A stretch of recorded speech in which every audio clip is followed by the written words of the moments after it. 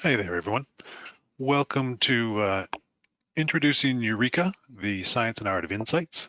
I'm excited to share with you today some findings from the book, which was definitely a labor of love. It was exciting to do the research for, and I'm really thrilled that I'm able to share some of those things with you today. Eureka, the Science and Art of Insights, is a book that has three sections. The first section looks at how we think and what the nature of insights are so that we can figure out how to optimize them. Second part of the book looks at some of the common mistakes that we make when we are doing insight development, often due to our built-in biases, our cognitive biases that we're often blind to, but that can definitely affect analysis and do. And then the third section looks at the nature of insights and the steps that can be taken to improve insights and increase the probability that we'll get a real breakthrough. This book looks beyond the world of insights professionals or market research, whatever you want to call it, and looks to other sense makers to learn how they've grappled with their biases and how they've been able to optimize their insight generation. And so we're looking at things like lawyers, doctors, intelligence analysts, detectives, decision analysts, all sorts of different types of people who essentially grapple with the same challenges that we face. They have to take large amounts of information, distill it down, come up with an insight that people can act on. And because they have the same fundamental challenge, there's a great deal that we could learn from them. And I found diving into their literatures, looking at how they were grappling with these issues, to be deeply fascinating. And there really is a whole big world out there that we can learn a great deal from. And I hope that today you'll learn a little bit about it and then want to pick up the book and learn more. So let's explore the science and art of insights. Let's start with what an insight is. It's a clear, deep, and sometimes sudden understanding of a complicated problem or situation. An insight is not a research result. A research result, like 59% of people gave you a top 2-box score for the purchase intent. Maybe that tells you it's a concept that scores better than the others, but that's not an insight. That's just a research result. An insight is bigger. An insight comes from making fresh connections, from building on and borrowing from what is already known. It's about combining knowledge in new and different ways. We have a natural tendency, says Stephen Johnson in Where Good Ideas Come From, to romanticize breakthrough innovations, imagining momentous ideas transcending their surroundings, a gifted mind somehow seeing over the detritus of old ideas and ossified tradition. But ideas are works of bricolage. They are built out of that detritus. We take the ideas that we've inherited or that we've stumbled across and rejigger them into some new shape. So it's all about making connections. Now, an interesting thing is that as you look at the nature of an insight and how it comes to be, it follows the same pattern as ideas, innovations, and paradigm shifts. And really, lots of ideas come together to generate an insight. Many insights come together to create innovations, and multiple innovations occur before a paradigm shift comes along and changes the way that we look at the world. Now, this pattern is fractal, as the diagrams on the side suggest. The same repeating process is there, and what we learn about insights also applies to ideas and innovations. Feel, behave, and think. That's our corporate mantra in terms of how we approach dealing with respondents. And what it really is shorthand to say, we are very well aware that most of our thinking, it's estimated 95% of our thinking, is unconscious. It is happening in the background and we are unaware of it. We can't tap into that. But if we use good tools that allow us to tap into system one thinking, like IAT or visual semiotics or any of these other things, we can get sort of behind the screen and tap into that true sense of where we're coming from, how we feel, what our emotions are, the things that really drive most of our decisions. Of course, behavior is all about measuring choice and what people do rather than what they say they do, because there is the big say-do gap. And then finally is the system two thinking, our logical, effortful, conscious type of thinking. Now, and that's incredibly important for us, and it allows us to gather data in ways that are truly revealing and not just relying on self-report, which people aren't very good at because they're not conscious of these things typically, most of their thoughts. But we need to flip that. Think about the other side of the coin. We, as analysts, as people who are striving to generate insights, need to be well aware that most of our thinking, most of where insights come from, is in fact from our unconscious. The system one thinking we do has a huge influence on the insights we come up with. In the end, yes, we logically test our insights out, but their source is actually from the unconscious. And that's important because it is something that can just derail us and cause us to go astray, or it's something that can be harnessed and turned into a mighty power that allows us to get deeper insights. Now, we are, as people, if we think about how we think, we are pattern-seeking machines. I'm at the cottage right now, and I was out with the dog last night, and I looked up to the stars, and it was incredible. The Milky Way just popping out. There's no light pollution up here, but my eye was immediately drawn to the Big Dipper that was right in front of me. And then I looked around the sky for other constellations, and it struck me that we are this kind of pattern-seeking machine. The whole world, every culture has stories based on patterns that people have seen in the stars. They want to explain what's going on and why that is. There is, of course, no story. There is no real meaning to the arrangement of the stars as we see them. But we want to impose that pattern on things. And that can lead us astray. It's also our great strength because we make connections. But when it's misapplied, like it is in the stars, it can lead us awry. So what does this say? It says Paris in the spring, once in a lifetime, bird in the hand, right? No, it says Paris in the spring, once in a lifetime, and bird in the hand. Now, our pattern-seeking brains ignored the data that didn't fit the pattern that we expected.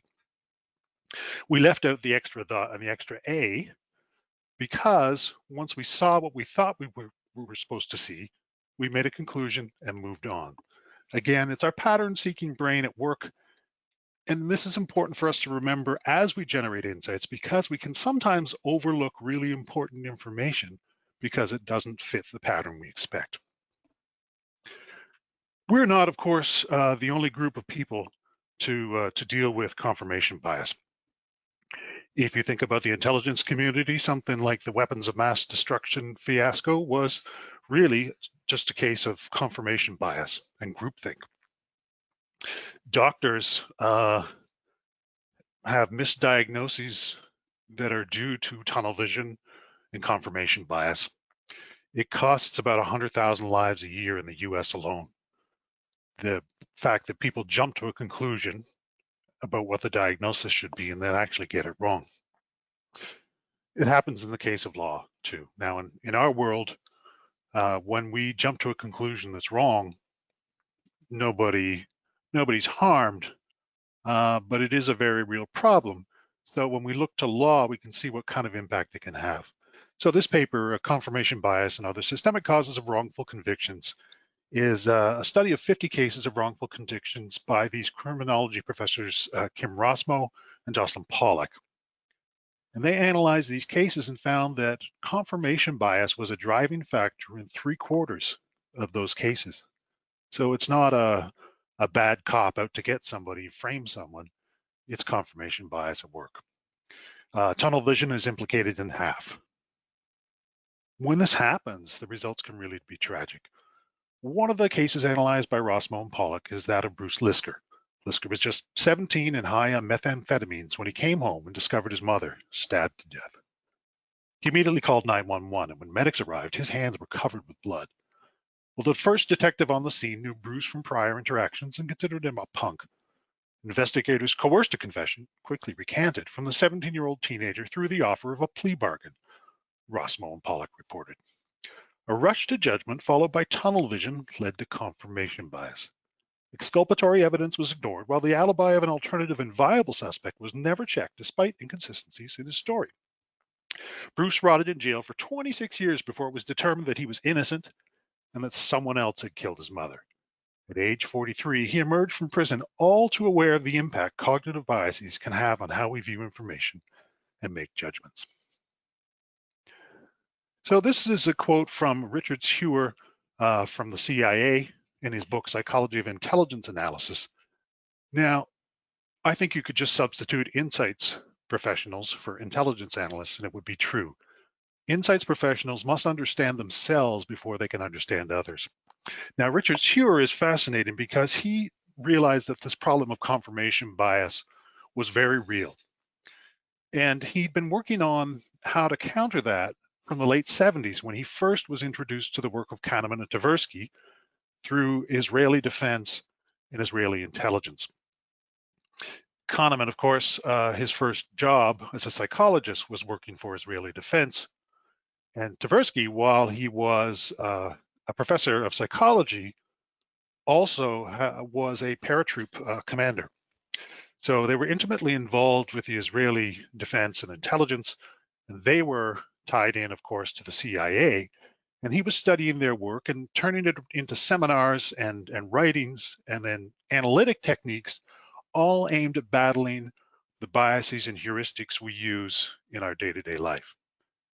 This book, Psychology of Intelligence Analysis, is a fascinating read. It's 20 years old now, but it's absolutely current in terms of its analysis of confirmation bias and how that can impact our thinking. It is actually available for free on the CIA website. I would highly recommend it. So they generate, and physicians and lawyers have all said, okay, look, we know we've got this problem. How can we deal with it? Well, there's a couple of ways, and I'll just go over them briefly. First is teamwork. Daniel Kahneman says, when you're making important decisions and you want to get it right, you should get the help of your friends. And you should get the help of a friend who doesn't take you too seriously, since they're not too impressed by your biases. Now, the world of medicine is one place where it gets teamwork gets used extensively. So these people are doing rounds. And there's an analysis of the effectiveness of these techniques in a paper by Graeber et al. They write, second opinions and consultations bring fresh eyes to examine a case, a powerful and effective way to find and correct diagnostic errors. Medical rounds in which patients' cases are reviewed and discussed by medical teams serve as a tool for education. They provide directed feedback, are a source of alternative ideas, and offer a check on blind spots. We can't see our own blind spots, but others can. Many hospital-based physicians start each day with rounds. How much less biased and richer might our insights be if every week we started with a multidisciplinary team commenting on our analyses? You know, we don't really set up research so much as a team sport, or certainly not as much as we could. And we are changing our processes at Maru Matchbox to reflect that. And we've rolled out some things like the think tank, which is a place where you can shoot up a problem and get other ideas. So it can help in generating ideas and also in checking for biases. Another important tool is doubt. Doubt is an uncomfortable position, but certainly is a ridiculous one. Certainty is a ridiculous one, Voltaire said, and I think that's true. We tend to want to stay away from doubting ourselves, but it's important and it's powerful.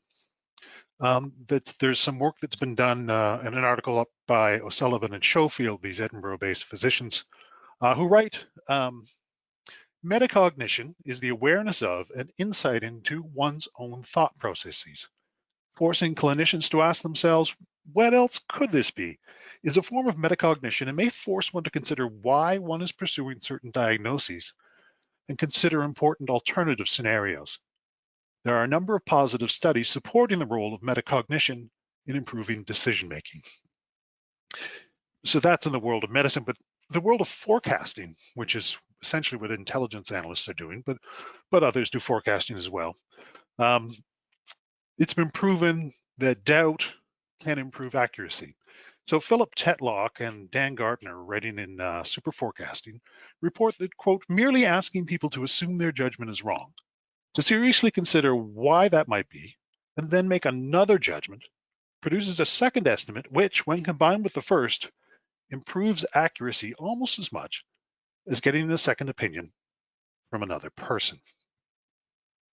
So again, just these basic checks on our biases can help reduce them. And then checklists can help too. We're aware of checklists being used by pilots and astronauts, but we can use them too. So in the book, I've got here a bias detection checklist, which is a very simple set of questions, but which get to the heart of whether we're ready to detect any biases. So first question, did we get input on our preliminary thinking and ideas for insights from a diverse team? So diversity, but also teamwork. Did we actively doubt our conclusions? Did we actively consider and test out multiple ideas, not just our initial conclusion? It's so easy to jump to a conclusion. It's so easy to have an answer that seems so right, but in fact could be totally wrong. The people don't die because physicians are careless. They die because they jumped to a conclusion that's the wrong one. Do we have a broad range of evidence, including from outside our research, to support our conclusions, or are we riskily reliant on a few pieces of information? One of the things about the insights industry is that it's really been survey-centric for so long, and it tends to be focused on the survey and not look outside for other information, and that's a great weakness of ours. Because we really can't generate insights unless we are making connections to other information. So we really need to think beyond the survey. So let's move on to insights themselves and the process by which they're generated, because if we understand that process, then we can create ways to improve it. Insights are tricky. They are like cats. They can be coaxed, but they don't usually come when they're called. There's nothing that you can do to force an insight, but you can set up the conditions by which they succeed. Henri Poincaré said, science is built up of facts, as a house is built of stones. But an accumulation of facts is no more of a science than a heap of stones is a house. He was one of the early, well, he was an early polymath, brilliant man who came up with a million discoveries. But he was also one who thought about thinking about the nature of insights, and he realizes that it's all about connections. And he wrote about his own process of how he generated insights and what steps he kind of went through as he reflected back on them. So too did Hermann Helmholtz, who is a famous German physician. Yes, he was a physician, but he was a polymath. Again, he discovered lots of different things that we use today. Now, he was in the 1800s, and on his 70th birthday in 1891, he is very famous. There was a national celebration, and there was a dinner that evening at which he spoke, and he talked about the nature of insights and how they come to him. And I think this little story is instructive in helping us understand the nature of insights. He said, often ideas arrive suddenly, without any effort on my part, like an inspiration. They never came to a fatigued brain and never at my writing desk. It was always necessary, first of all, that I should have turned my problem over on all sides to such an extent that I had all angles and complexities in my head. So he's working the problem over. Then there must come an hour of complete physical freshness and quiet well-being before the good ideas arrived. So he takes a break. Often they were there in the morning when I first awoke, but they liked especially to make their appearance while I was taking an easy walk over wooded hills in sunny weather. I love how he says they liked, like as if they were a thing, kind of like the cat coming along. Now, Helmholtz wrote about this. Poincaré wrote about his own experiences. A gentleman named Graham Wallas in the UK and wrote a 1926 book called The Art of Thought, which drew on their work and that of other scientists as they ruminated over the nature of insights. He came up with a 4-point process that maps out how insights come to be. Of course, building on that came a 1940 book from James Webb Young, which breaks it out into 5 steps. And we'll go over each of these steps briefly. In the book, there's a chapter on each of them, but here I'll just touch on each. First, the gathering of raw materials, both the materials of your immediate problem and the materials which come from a constant enrichment of your store of general knowledge. So again, this is about getting a diverse set of information, not just it's drawing analogies from other fields. It's thinking beyond the survey. Secondly, the working of these materials over in your mind, which is the process that Helmholtz was just talking about. Third, the incubating stage, where you let something beside the conscious mind do the work of synthesis. So this is where our unconscious mind is churning away, trying to find combinations that will allow us to put things together in such a way as to generate the Eureka moment. The fourth, the actual birth of the idea. And then fifth, the final shaping and development of the idea to practical usefulness. So it's not enough to all of a sudden have an aha.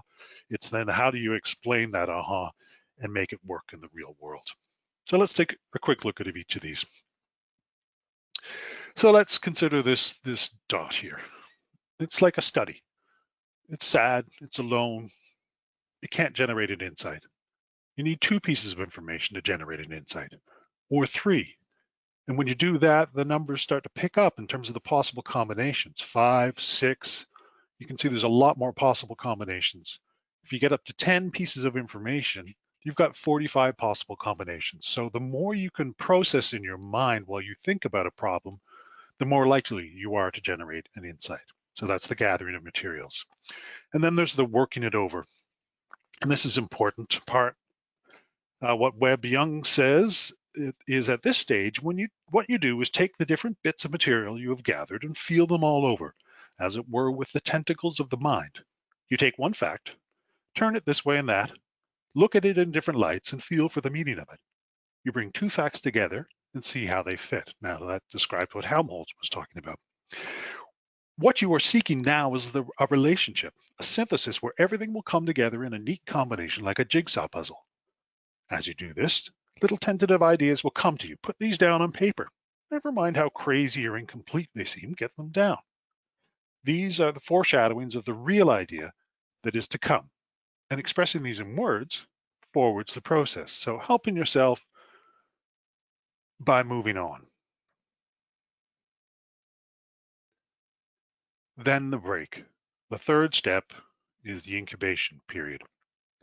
And this to me is a really interesting one. And in fact, working on this and thinking about this and learning more about it has changed the way I work. I used to be a kind of a last minute guy and would work things through. But now I realize that I have to build into my work process a break. So it might have been that something was due on Friday. I'd start working on it on Thursday, I'd finish it Friday, boom, it's gone. Now I think, what can I do on Monday to work to gather information, to put that together in my mind, to work it through, and then take a break, and then come back to it on Thursday so that I've made space for that incubation. And the incubation thing is real. It's very real. Nietzsche says all truly great thoughts are conceived by walking, and it is true that there is a body of research that proves that going for a walk will actually increase your creativity. It'll make you sharper. So while we have a culture in which it's supposed to be head to the grindstone, constantly working, never stopping, there truly is value in going for a walk. And the idea that these insights come from an incubation phase and they might appear to you in a dream, or they might be there in the morning for you, is very real. Again, there's lots of data that shows that happens, but it's not just those occurrences, it's what's happening inside the mind. It is our unconscious, that 90% of our brain activity, that is working away without us. we're not aware of it. We're not aware that our mind is trying to solve the problem that we're working on, but it is constantly making connections. And what happens in dreams is particularly interesting. Stephen Johnson says there's nothing mystical about the role of dreams in scientific discovery. While dream activity remains a fertile domain for research, we know that during REM sleep, acetylcholine-releasing cells in the brain stem fire indiscriminately, sending surges of electricity billowing across the brain. Memories and associations are triggered in a chaotic, semi-random fashion, creating the hallucinatory quality of dreams. Pardon me.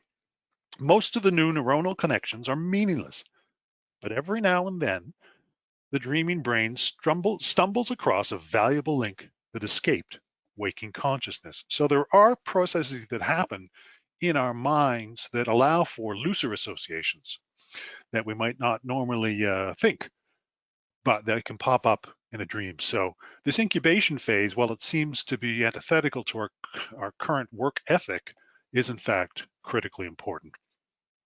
Finally, the insight surfaces. I mentioned them up at the cottage, and we have loons here, and they are fascinating to watch because they'll bob under the water looking for a fish, and they could come up 10 seconds later and about 3 feet away, or they can dive down and pop up halfway across the lake 5 minutes later. They can hold their breath and swim that far. Insights are like that, like the cat, like Helmholtz says, they come to you while you're out for a walk. This is the Eureka moment, and I got to tell you the Eureka story. So Eureka entered our language because of some clever detective work. Hero of Syracuse, circa 250 BC, had commissioned a votive crown for the local temple, but he suspected his goldsmith was pocketing some of the gold. The crown weighed exactly what it was supposed to, but Hero could not shake the feeling he was being conned. So he asked Archimedes, who was known around Syracuse as a pretty bright guy, to figure out if his suspicion was justified. Archimedes gathered information, worked it over in his mind, and having no luck, thought he'd take a bath and mull it over. And as he stepped into the bath, he noticed the water level rose in equal volume to the volume of his legs. He realized he could now measure the crown's volume and weight, and therefore calculate its density. Since gold is considerably denser than other metals, he was able to determine if the goldsmith was inserting cheaper metals into the crown. So his insight was sudden, certain, and exciting. It was so thrilling that Archimedes jumped out of the bath and dashed naked through the streets of Syracuse, shouting, "Eureka, I've found it," as he rushed to share his news. The jig was up for the thieving goldsmith, and Archimedes would be a hero to Hero. And then finally, the insight surfaces. And as Gary Klein says, insights don't count for much if we can't translate them into action. And this is the final step, testing ideas out and explaining them. And sometimes an insight comes and you don't know how you got there. But it's vitally important that you be able to unpack that so that you can communicate it effectively to other people, have them understand and be convinced. I'll tell you the story of Barbara McClintock, who was a Nobel Prize winning geneticist. She was out supervising the exchange of genetic material in corn. And in one experiment, the researcher that she was working with expected half of the plant's pollen would be normal and half would be sterile. Instead, he discovered that only 25 to 30% of the pollen was sterile. He and McClintock were surprised by this, and then she retreated from the field to her lab to ponder its meaning. And after thinking it over a little while, she suddenly jumped up and ran down to the field, shouting, "Eureka, I have it, I have the answer. Genes normally come in pairs." But she suddenly realized this outcome was due to an extra, unexpected third copy of the gene. She excitedly blurted out her insight, but her colleagues met her with, "Well, how does that work?" At first, she didn't know, but she was certain. It had all been done so fast, she said. The answer came, and I'd run to the cornfield. But now I worked it out, step by step. It was an intricate set of steps, and they came out with what it was. Something happened, she explained, that you have the answer before you're able to put it into words. It was all done subconsciously. This has happened too many times to me, and I know when to take it seriously. So there is the 5 steps, all fascinating. And if we think about them, we can do better job, make sure that we do a better job of setting ourselves up for success It's important to ask ourselves these bias detection questions. They will not only help us avoid bias, they will help us follow those 5 steps to greater insights. And that's my very brief introduction to Eureka, the science and art of insights. I'm afraid I don't have time for any questions today, but you do have questions, just shoot me a note at andrew.grenville.matchbox.com. And if you'd like a copy of the book, which is usually the most common question, just shoot me a note and specify whether you want a print version, a Kindle version, or the audiobook. And if it's a print book you want, just send me your mailing address. We make sure you'll get a copy. Thank you for sticking with me. Appreciate your time and attention today. I hope you enjoyed this introduction to Eureka, the science and art of insights.